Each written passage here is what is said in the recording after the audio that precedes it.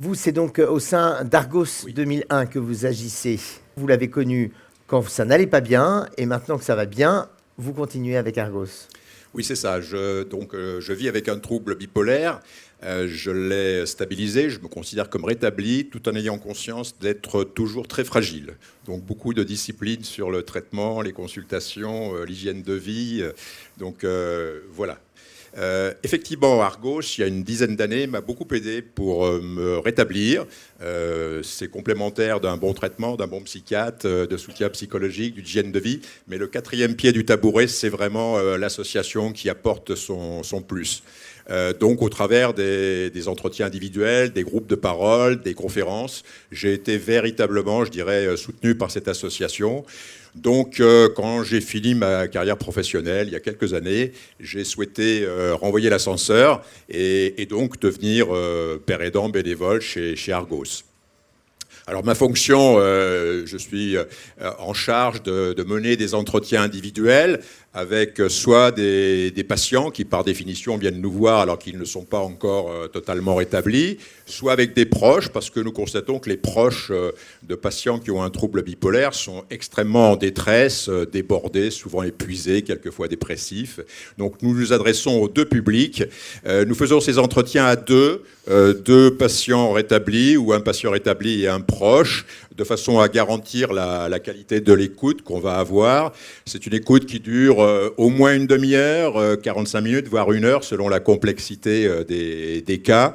C'est très apprécié par nos visiteuses, parce qu'effectivement, ils n'ont pas d'endroit pour se livrer à ce point-là, je dirais, raconter leur histoire de vie, la façon dont la maladie est arrivée, comment ils l'ont géré. Donc c'est effectivement pour eux sensationnel, je dirais, d'avoir cette qualité d'écoute.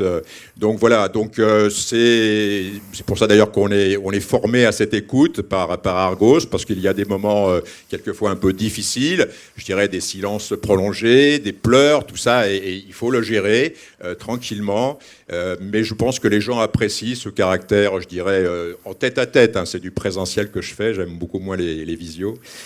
Donc je fais du présentiel dans différents sites de soins. Ce qui est gratifiant, enfin moi je le fais par altruisme, bon j'ai un tempérament plutôt altruiste, mais je le fais aussi beaucoup par plaisir. Parce qu'effectivement c'est un rôle qui est assez décisif. Hein. On voit souvent des patients ou des proches arriver avec, je dirais, un visage particulièrement triste. Et au bout de 3/4 d'heure, 1 heure, et bien on les sent réconfortés. Je ne suis pas seul. Tiens, ils se sont rétablis. Pourquoi pas moi? Et ils ont eu un parcours. J'aurais une vie de meilleure qualité si je me rétablissais. Donc pourquoi pas moi, quoi. Donc c'est effectivement cette utilité qu'on a, mais c'est très gratifiant en fait pour le père aidant bénévole. Hein. C'est du plaisir. Moi, quand je vais écouter des personnes, j'en rencontre 3 ou 4 sur une séquence de 3 heures, véritablement, quand on se concerte avec mon binôme en fin d'entretien, on est content. Parce qu'on a le sentiment, ce qu'il y a de vrai, c'est que nous sommes extrêmement crédibles, peut-être plus que quelquefois les soignants, au sens où nous avons vécu cette maladie, nous l'avons maîtrisée, nous sommes encore, je dirais, fragiles. Je disais, moi, il m'arrive de monter un peu ou de descendre un peu au niveau de mon humeur.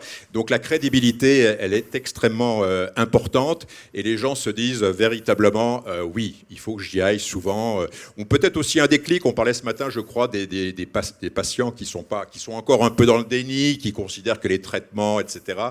Je crois qu'effectivement, souvent, on est un déclic pour ces patients qui considèrent qu'effectivement, mieux vaudrait mettre les solutions les unes après les autres, se rétablir et avoir une vie de qualité. Et quelqu'un disait ce matin que c'est un parcours éminemment individuel. Hein. Il faut avoir cette capacité de se prendre en main.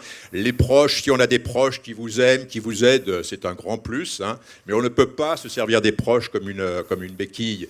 Il faut s'engager personnellement dans ce parcours de rétablissement. Donc voilà, mon engagement chez Argos, c'est quelque chose d'essentiel. J'ai des collègues dans la salle, là.